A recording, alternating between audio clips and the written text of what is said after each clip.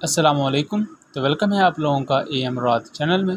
आज हम बात करने जा रहे हैं दो चीज़ों के हवाले से। पहला, पाकिस्तान बहुत जल्द अज़रबैजान और टर्की को मुशाक एयरक्राफ्ट डिलीवर करने जा रहा है और इन मुशाक एयरक्राफ्ट को रिपोर्टेडली शायद आर्म्ड भी किया जाएगा और इन पर किस किस्म के बॉम्ब्स लग सकते हैं इस पर भी बात करेंगे।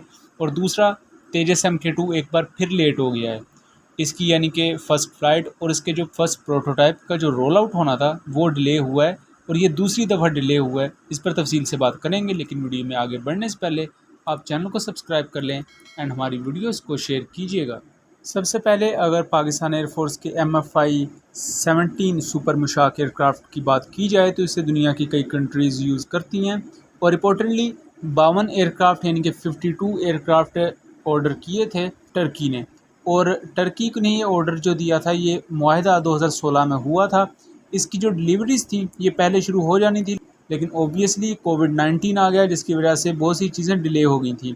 अब पाकिस्तान इसकी जो डिलीवरी अब शुरू करने जा रहा है, इसी साल में इसकी डिलीवरीज़ शुरू हो जाएंगी टर्की को। और उसके अलावा न्यू पाकिस्तान एयरफोर्स की तरफ से जो PR वीडियो जारी की गई थी उसमें पाकिस्तान एयरोनॉटिकल कॉम्प्लेक्स में एक बड़ी तादाद में अज़रबैजान एयरफोर्स के लिए सुपर मुशाक एयरक्राफ्ट देखे गए थे। और इन पर अगर आप गौर से देखें तो अज़रबैजान एयरफोर्स का राउंडल या उनका सिंबल और उसके साथ साथ अज़रबैजान एयरफोर्स का नाम भी लिखा हुआ है। ये सुपर मुशाक एयरक्राफ्ट बेसिकली तो एक सिंपल ट्रेनर एयरक्राफ्ट हैं, लेकिन ये वेपन्स भी कई लिहाज से कैरी करते हैं, जैसा कि FT9 प्रिसीशन गाइडेड बॉम्ब्स यानी स्मार्ट बॉम्ब्स ये कैरी करते हैं जिनकी रेंज 11 किलोमीटर है। और ये सुपरसोनिक बॉम्ब्स होते हैं। ये एक तो छोटे साइज़ के बॉम्ब्स होते हैं, बहुत बड़े टारगेट्स को तबाह करने के लिए यूज़ नहीं होते, लेकिन क्लोज एयर सपोर्ट में काफ़ी काम आते हैं। पाकिस्तान इन्हें नॉर्मली ट्रेनर के तौर पर यूज़ करता है, जैसे टर्की है वो भी इन्हें नॉर्मल ट्रेनर की तौर पर ही यूज़ करेगा। लेकिन नाइजीरिया जैसे जो मुल्क हैं, ये छोटे मुल्क जिनमें अज़रबैजान भी आ जाता है, ये इन्हें ग्राउंड टैग के लिए भी यूज़ कर सकते हैं। ना सिर्फ ये बल्कि 1971 वॉर को भी देखा जाए तो पाकिस्तान ने अपने T-33 जो ट्रेनर एयरक्राफ्ट थे इनको रिकॉनिसेंस और एक हद तक बॉम्बिंग मिशंस के लिए भी यूज़ किया था। ये जो छोटी इस तरह के एयरक्राफ्ट होते हैं ये ऐसी एयर फोर्सेस जिनके पास कोई बड़े फाइटर जेट्स मौजूद नहीं है, एक बड़ा सेटअप मौजूद नहीं है, वो ऐसे छोटे जेट्स पर भी बॉम्ब्स वगैरह लगाकर उन्हें यूज़ करते हैं क्लोज एयर सपोर्ट के लिए।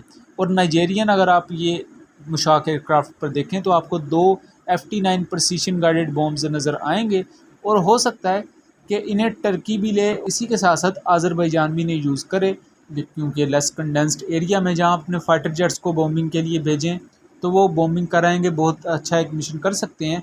लेकिन ऐसे छोटे जहाज़ भी वहाँ यूज़ किए जा सकते हैं जिनकी ऑपरेशनल कॉस्ट कम है। उसके अलावा इन पर IR सेंसर जो कि नॉर्मली आपको ड्रोन्स पर नज़र आते हैं, ये उन्हें भी कैरी करते हैं, सो रिकॉनिसेंस भी एक हद तक कर सकते हैं। अब आते हैं हम दूसरी चीज़ की तरफ जो कि अहम भी है कि तेजस MK2 एयरक्राफ्ट लेट हो गया है। ये कोई पहली दफ़ा लेट नहीं हुआ, इससे पहले 2021 में इंडियन साइड पर यह क्लेम किया गया। इंडिया के जो बड़े डिफेंस फोरम्स हैं उन्होंने ये कहा था कि अगस्त 2022 में तेजस का पहला प्रोटोटाइप रोल आउट हो जाएगा और 2023 के शुरू में उसकी पहली फ़्लाइट हो जाएगी। उसके बाद ये कहा गया कि तेजस MK2 का फर्स्ट प्रोटोटाइप 2023 के शुरू में रोल आउट होगा, लेकिन अब दूसरी दफ़ा फिर ये चीज़ डिले हो चुकी है और डिले होकर अब ये चीज़ निकल कर सामने आई है कि फ़र्स्ट प्रोटोटाइप तेजस MK2 का जो रोल आउट होगा वो 2023 के एंड में होगा और इसकी फ़र्स्ट फ़्लाइट 2024 के एंड में होगी। तकरीबन 20 महीने ये लेट हो चुका है, तकरीबन आप इसे 1.5 साल का अरसा कह सकते हैं। सो ये चीज़ जो इतनी लेट हो चुकी है तेजस MK2 की, ये इंडिया के लिए कोई अच्छी चीज़ नहीं है। और दूसरी चीज़ यहाँ गौरतलब ये है कि रीसेंट जो डिफेंस एक्सपो हुआ इंडिया का, वहाँ हमने AMCA के बारे में नई मालूमात देखी। TED-BF जो इंडियन नेवी का नेक्स्ट जनरेशन 4th प्लस या 5th जनरेशन का एयरक्राफ्ट है, और तेजस MK2 के मतलब हमें काफ़ी इन्फॉर्मेशन देखने को मिली। लेकिन इस डिफेंस एक्सपो में तेजस MK1A की कोई खबर हमें नज़र नहीं आई। तो क्या इंडिया उसे ऑलमोस्ट कास्ट आउट कर चुका है? ये क्वेश्चंस इस वक्त उठ रहे हैं और इसे इंडियन साइड पर भी पूछा जा रहा है। तेजस MK1 की फ़र्स्ट फ़्लाइट हुई, एक पुराने ही जो तेजस एयरक्राफ्ट था उसमें तेजस MK1 की टेक्नोलॉजी को लगाकर उसे एज अ टेक्नोलॉजी डेमोन्स्ट्रेटर के तौर पर फ्लाई करवाया गया, लेकिन उसके बाद उसकी अब कोई खबर नहीं आई। यहाँ तेजस MK2 ने लीड ली। तेजस MK2 के बारे में कहा जा रहा था कि तेजस MK2 बहुत जल्द रोल आउट हो जाएगा 2023 के शुरू में ही, लेकिन ऐसा भी पॉसिबल नहीं है। ये 2023 के एंड में रोल आउट होगा, उसके बाद 2024 के एंड में इसकी फ़र्स्ट फ़्लाइट होगी। इंडियन डिफेंस रिसर्च विंग के मुताबिक इसके 4 प्रोटोटाइप्स बनाए जाएंगे और अगर मैं आपको JF-17 ब्लॉक 3 से इसका मुआवजना करके दूं तो JF-17 की फ़र्स्ट फ्लाइट हुई थी दिसंबर 2019 में। इसके 2 प्रोटोटाइप्स बनाए गए और उन पर तकरीबन 2 साल लगे टेस्टिंग में, इसके तमाम वेपन्स और इसकी टेक्नोलॉजी को टेस्ट करने में। तेजस MK2 में एक तो डिज़ाइन चेंजेस हैं, उस पर टेस्टिंग भी आपको ज़्यादा विगरस और ज़्यादा लॉन्ग टर्म आपको उसके मुख्तलिफ सिस्टम्स को वैलिडेट करना पड़ेगा।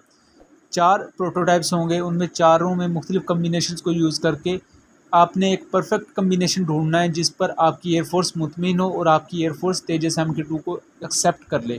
इन 4 प्रोटोटाइप्स की टेस्टिंग में कितना वक्त लगेगा ये मैं बेहतर नहीं बता सकता, क्योंकि ये इंडियन एयरफोर्स की अपनी रिक्वायरमेंट्स पर है। और जो मेरा एक ज़ाती एक तज्ज़िया है वो 3 से 4 साल कम से कम उन्हें लगेंगे। तो इसकी जो टाइमलाइन बनती है अल्टीमेटली इसकी इंडक्शन कब होगी तेजस MK2 की, ये 2027-2028 की बनती है। 2027-2028 वो वक्त होगा जब ऑलमोस्ट पाकिस्तान के पास शायद 5th जनरेशन एयरक्राफ्ट उस वक्त आ चुका होगा, या हम उस वक्त 5th जनरेशन एयरक्राफ्ट में काफ़ी आगे जा चुके होंगे। लेकिन इंडिया इस वक्त बहुत से प्रोजेक्ट्स को एक ही टाइमलाइन में लेकर आ रहा है, जो कि गलत चीज़ होती है। अल्टीमेटली आप उसमें कामयाब नहीं हो पाते। आप अगर देखें इससे पहले भी तो इंडिया एक ही टाइमलाइन में ये कहता है कि हम 5th जनरेशन एयरक्राफ्ट भी बना रहे हैं, हम 5th जनरेशन एयरक्राफ्ट नेवी के लिए भी बना रहे हैं, उसके अलावा हम एक 4th प्लस जनरेशन का एयरक्राफ्ट बना रहे हैं इनके तेजस MK2, जो कि बज़ाहिर ऑन पेपर बहुत अच्छा लगता है।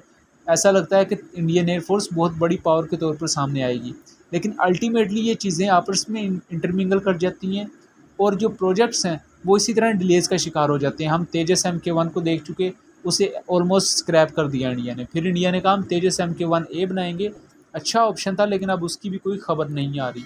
तेजस MK2 अब दूसरी दफ़ा डिले हो चुका है, ऑलमोस्ट 20 मंथ का ये डिले आया है, और इससे अब किस हद तक चीज़ें आगे और डिले होंगी या इंडिया इन चीज़ों को संभाल पाएगा, ये अभी तक एक मिस्ट्री है।